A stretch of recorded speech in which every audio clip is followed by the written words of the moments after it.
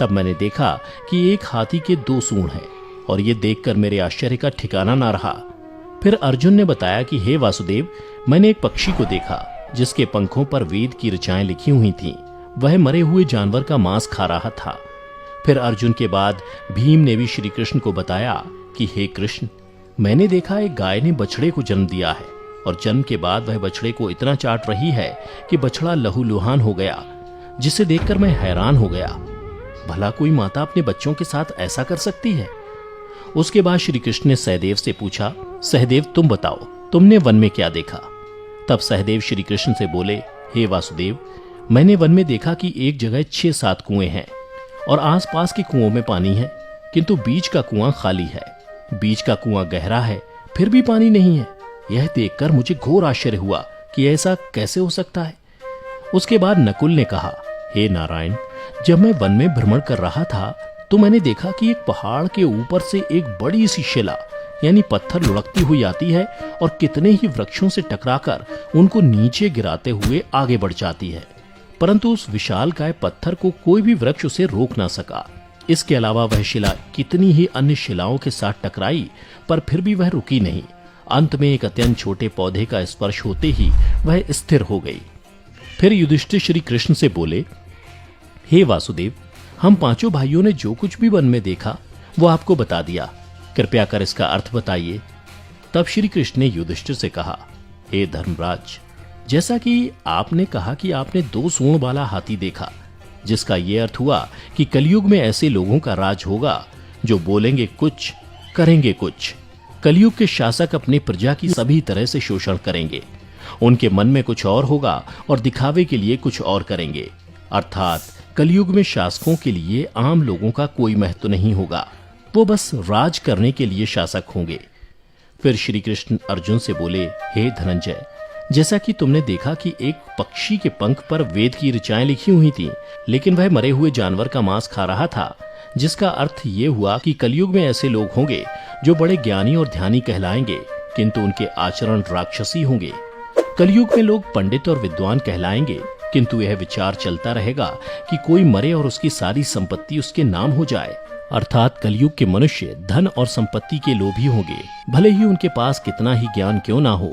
इसके अलावा हे अर्जुन, कलयुग में हर जाति धर्म के प्रमुख पद पर बैठे लोग विचार करेंगे कि कब कोई किसी पद से हटे और हम उस पर विराजमान हो जाएं।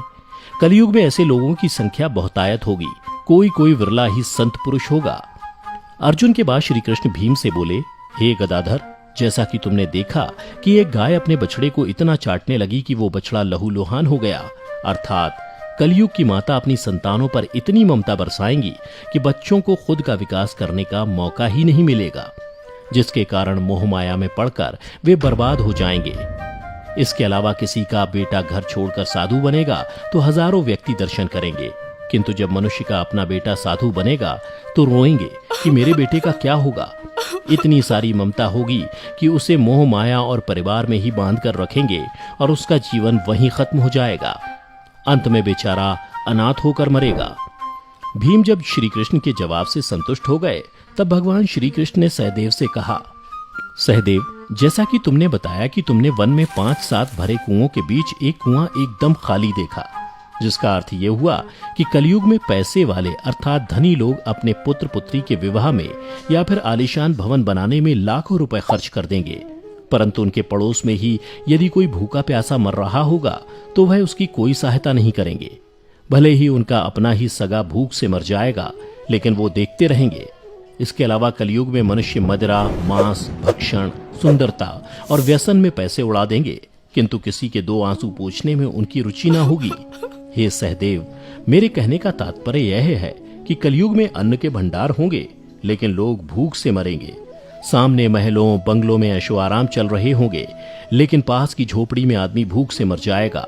एक ही जगह पर असमानता अपने चरम पर होगी। श्री कृष्ण की बातें सुनकर सहदेव को सारी बातें समझ में आ गईं।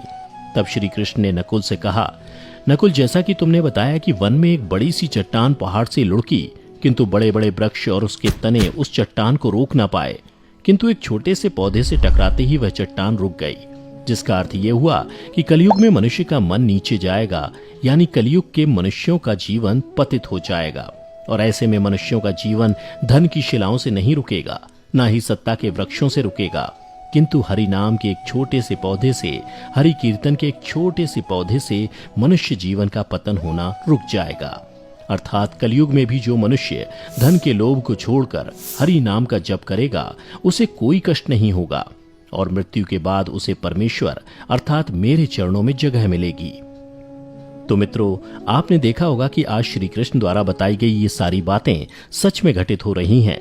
इसलिए मनुष्यों को चाहिए कि कलयुग में वह धर्म का पालन करें और श्री हरि नाम का भजन करें, तो उसका जीवन सफल हो जाएगा।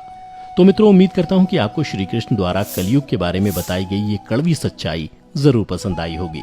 अगर पसंद आई हो तो इसे ज्यादा से ज्यादा लाइक